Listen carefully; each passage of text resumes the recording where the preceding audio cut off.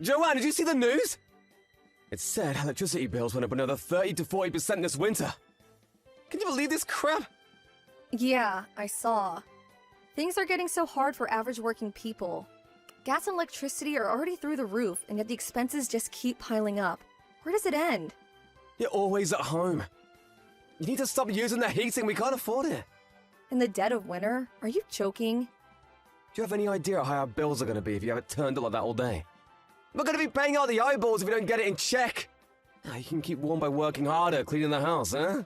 It only gets real cold at night, but that's fine, because I can keep you toasty and warm if you catch my drift, sweet cheeks. Start wearing thicker clothes till I get back and toughen the heck up, huh? You do realize that if I don't turn the heating on, it's gonna be as cold inside the house as it is outside. I can't live like that. What do you think I am, an Eskimo? That's why I told you to wear thicker clothes and toughen up. You'll get by somehow. How do you think people survive before central heating? I don't know, by suffering a lot? Besides, why can't I have the heating on? It's always at max capacity whenever you're in the house.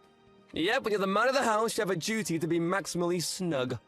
How am I supposed to pull in Iron Man numbers at the office if I ain't as toasty as a campfire marshmallow? You don't have a job, so you better make damn sure you turn it off when I leave the house. A stay-at-home housewife does not need the heating on. It's a waste of money. How's it a waste of money?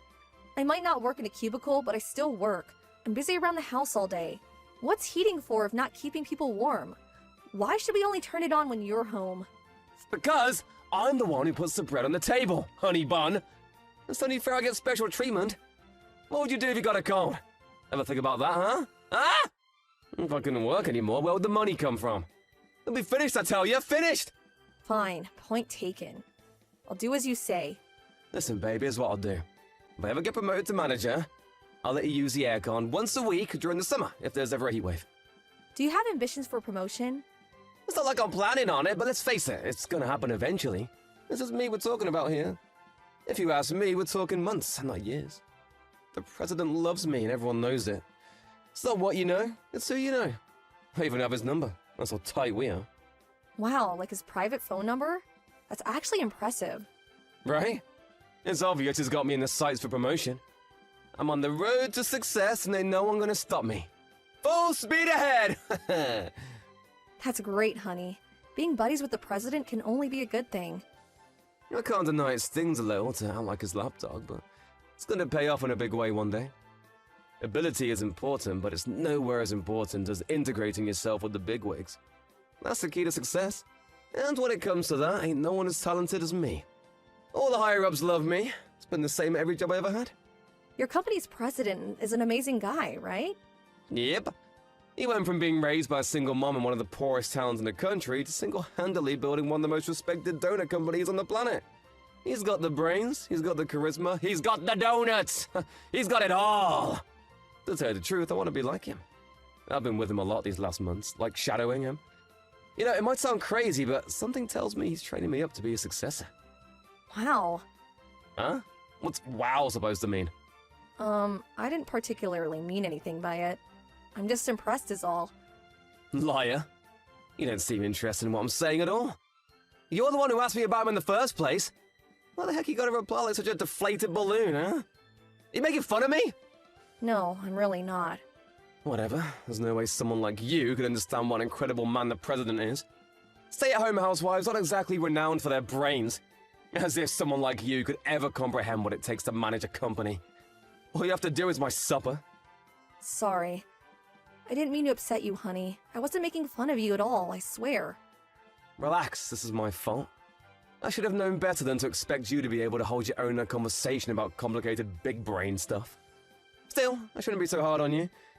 You might have the intelligence of a grapefruit, but at least you know how to do what you're told. That's the most important quality in a woman. Do not use the heating while I'm at work, you got that?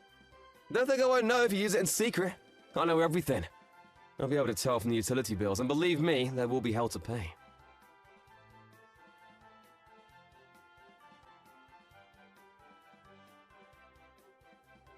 Hey! The utilities went up! Did you turn the heating on in secret? I haven't been using it at all. Why did the bills keep going up then? It doesn't add up! Maybe because you always have it turned up to max whenever you're at home. I have to wear t-shirts when you're around because the place turned into a damn sauna. You could at least turn it down a bit. Why does it have to be on max? Whatever, I hardly use it. I knew this was coming. Things were bound to get expensive with how hot the house has been on your days off lately.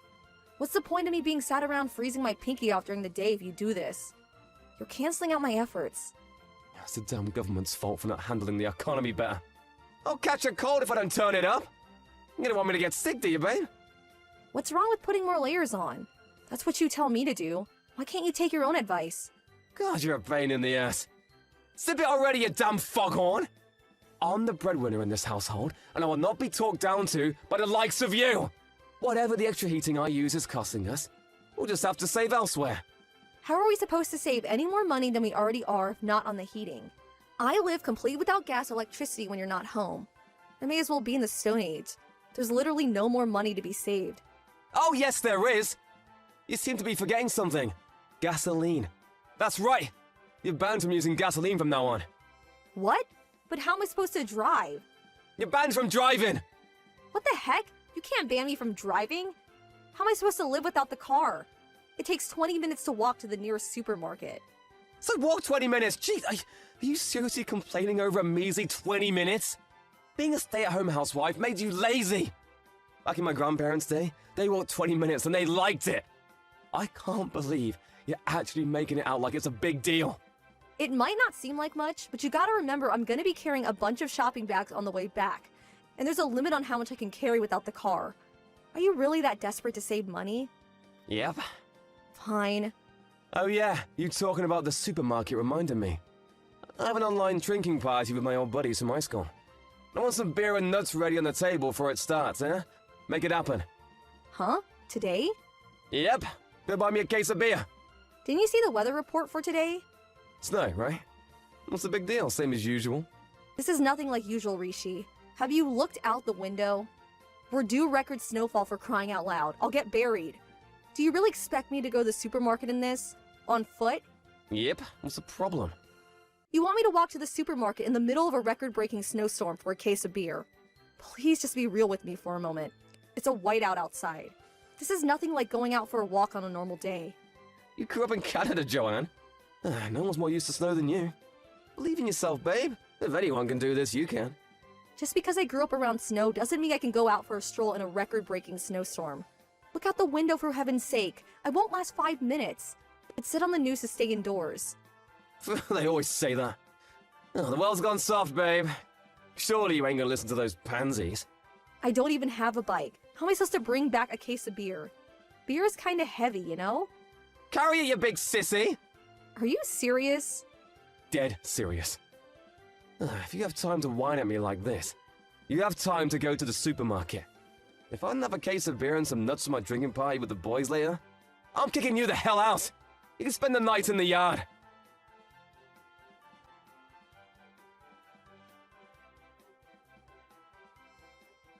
Rishi? Hey, boss, what's up? I can't say I expected a message from the company president today. You're fired. Fired? Where did that come from, boss? Don't play dumb with me, you sniveling rat. That kind of scumbag who kicks his wife out in the middle of a snowstorm is not welcome in our company. My wife? I heard all about how you forced her to walk into the supermarket in this god-awful weather. Oh yes, you banned her from driving too, didn't you? How'd you know all this? I ran into Joanne. Where? On the street. I almost ran over a woman crossing the road when I was out driving with my wife. My visibility was next to nothing with the intensity of the snowstorm, so I didn't see her till the last second. But thankfully I was able to brake in time. And that woman was my wife? I jumped out of the car to check on her because I could tell something wasn't right. She was hobbling along like she was about to collapse. When I did, I noticed her face was covered in frozen tears. I could see she was in a bad way, so we sat her down in the car and asked her what happened. She would have come down with frostbite if she stayed out any longer. My wife can't look the other way when someone's in need. Sir, what exactly did my wife tell you? She said you forced her to cut back on living expenses to such an extreme level that it was affecting her health. And in spite of that fact, you banned her from using practically every modern amenity there is. You always had the heating turned up to max whenever you were home. Basically, you're an overbearing control freak with less financial sense than a donkey. Oh, please, Brian. I mean, sir. Let's just slow down for a sec here. That's not true at all. The only reason I told her to start being more financially conscious was because our outgoings were going about a rate of knots. That's for her own benefit, I swear. Listen, sir, the thing you should know about my wife is... she has the kind of, how to put it, victim complex? She's always been like this. As soon as she gets stressed out or unhappy, she starts telling the craziest lies. The only liar here is you. She showed me your message history. You bullied, ridiculed, and insulted her like it was no one's business. No way, I didn't! Lies! You looked down on her for being a stay-at-home housewife. I hate guys like you more than anything in the world. You make me sick. Sir? Looking through your message history reminded me of my dad. He was a controlling, misogynistic scumbag like you. He thought my mom being a stay-at-home housewife made her inferior to him. She lived in terror, constantly walking on eggshells and doing whatever it took to keep him happy. But it was never enough. I worked like my life depended on it to protect her. Wow, really, sir? I had no idea. You're just like my good-for-nothing waste of a space dad. You disgust me. My mom divorced him in the end. It was the best decision she ever made. We didn't need him one bit. Not with me there to look after her. Scum like you is not welcome at my company. But sir, please! I wanted to become president one day. This might sound strange, but I think you're incredible, sir. Seeing the way you work, how you rush around like a man possessed, keeping everything running smoothly all the time, it really inspires me. To tell you the truth, you're my idol. I'm your idol? You want to be like me? Don't make me laugh. My wife is the most important person in the world to me. More important than my job. More important than the company itself. More important than the company? I wouldn't have been able to accomplish any of it without her. The only reason I'm able to keep things running smoothly at work all the time is because she's there supporting me, day in and day out. You'll never be like me if you think you can go it alone. And you're in for a rude wake-up call if you're deluded enough to believe otherwise. No, I could do it, sir.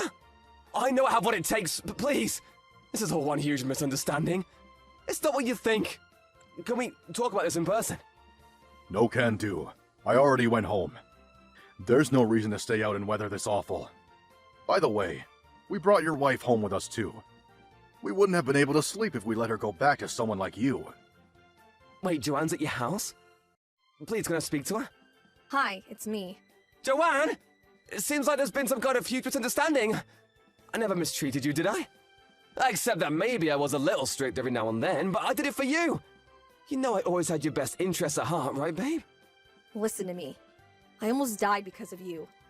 The sled I was using to carry your beer broke on the way home from the supermarket. The blizzard got worse, and my walking slowed down because of the cold. Things got so bad that I wasn't even sure if I could make it home anymore. I broke down in tears, feeling lost and hopeless. If your company president and his wife hadn't showed up when they did, I shudder to think what might have happened to me. Wow, I see. I'm so sorry. You shouldn't have had to go through that, but why didn't you just call me if you were struggling so much? I would have been out in the car in a flash. Huh? What's gotten into you? You changed your tune from constantly calling me useless and lazy. Are you being nice to me because your boss is here? You really are a crafty piece of shit. Well, what the heck? Don't call me things like that, babe. Your words, they hurt. Brian's wife told me she was there to listen if there was anything I wanted to tell her. And there was. A lot.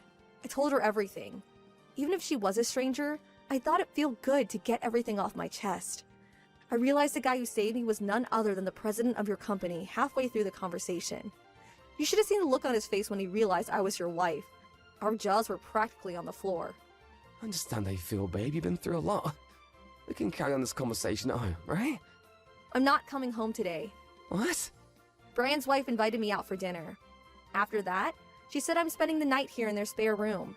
It didn't sound like I had a choice, and besides, who might have turned down such hospitality? So yeah, I won't be coming home tonight. Deal with it. What are you talking about? This is the president of my company we're talking about here. You can't stay at his house. Hurry up and come home and let's end this nonsense. Why would I come home when me and the president's wife are getting along so well? Her and Brian are pleasant to be around, and they're actually nice to me, unlike you. Well, the president really likes me too. I was his favorite employee at the whole company. Based on what? Your own delusions? You couldn't be more wrong. Brian couldn't have cared less about you. What? It took him a few seconds to realize who I was even talking about when I first mentioned you. He said, "Oh, that really annoying guy who's constantly brown-nosing me." Needless to say, he didn't have a particularly high opinion of you. But I had his phone number! His personal phone number, Joanne! That was from the company New Year's party, right? He said he got carried away and gave you it while he was embarrassingly drunk after one too many champagnes. It really wasn't as profoundly significant as you seem to think it was. No way. Yes way. Are we done now? Get your own beer and nuts.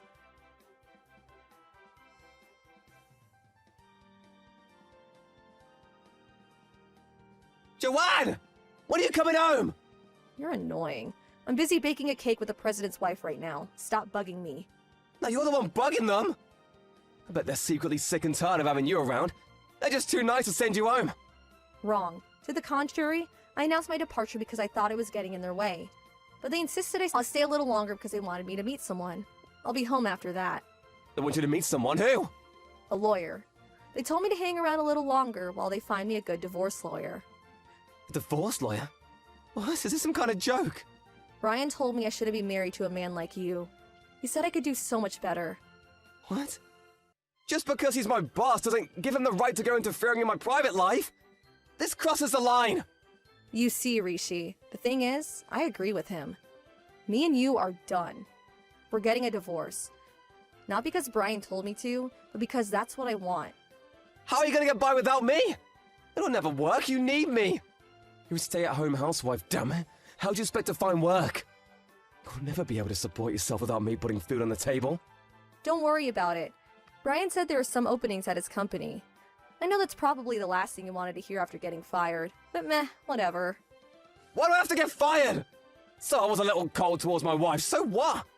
Why does that mean I should lose my job? No matter which way you look at it, this isn't fair. Allow me to explain why you were dismissed. Brian. That's right. Your wife just gave me the phone. Now, about your dismissal. Of course you're not being dismissed over this little incident. That would be an abuse of my powers. You mean there are other reasons? I've been working my butt off to bring in results for this company ever since I joined. No one works as hard as me. Hearing about what a rotten human being you are from your wife got me curious about your reputation at work. I called several of the managers and asked them what they thought of you. They didn't have anything particularly bad to say. Right? Of course they didn't. But they didn't have anything particularly good to say either. Not satisfied, I decided to call some of the regular employees from your department. When I did, it was nothing but complaints and criticism. No way. There has to be some kind of mistake. I heard all about how you forced your work onto employees lower down the hierarchy than you, and then bragged to the managers as if you'd done the work yourself. You had your work up all the managers' asses and treated everyone below you like crap. That's your reputation at this company. To be honest, it was difficult to listen to. I feel like I failed in my duty as company president by allowing a rat like you to stay on my ship for this long. Countless new employees left because of you. No way, I never made anyone leave. They probably just weren't cut out for the job, huh? Who the hell's telling all these lies about me? I guess this was inevitable, with the company getting so big. There was a time when I was aware of pretty much everything that was going on. But the more the company grew, the more difficult it became. Eventually, as I delegated responsibilities to executives and managers, I stopped hearing about the reputations of the individual employees. You slipped right through the cracks. No! Someone's trying to ruin my life by telling lies about me! You can give it a rest already. I have plenty of proof of you forcing your work on other employees and taking the credit for their accomplishments. I'm a strong believer in meritocracy. If I'm your idol, as you say, you should know I spent some time working in Silicon Valley. Right, I did hear about that. Well, in Silicon Valley, they don't tolerate lazy, deadweight employees. If you don't bring in results, you don't get to keep your job. And you, Rishi, do not get to keep your job. Please wait! Let's not do anything drastic here, sir. With all due respect, you're making a mistake. I'm an asset. I make a big contribution to the company. Any contribution you make is only because you steal the accomplishments of your co-workers. You're nothing but a salary thief. There is no place for a waste of space like you at my company. Find another job. Looks like Brian's done speaking now. Good luck with the job hunting. Joanne? No! No, no, no, no, no, no! No! Why should things go so well for you and I'm getting served up a big shit sandwich? This is not fair! Fair? You got some nerve to talk about fairness when you forced me to live like a peasant while you live like a king. Not anymore, though. Now you're just some jobless loser. Before long, you're gonna be shivering with cold, just like I was. You hungry? Fear not, 'cause dinner is served. A generous serving of poverty with a side order of frostbite.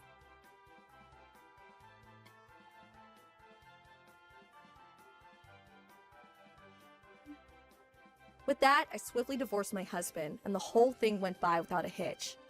To add insult to injury, Brian, being true to his word, fired him immediately.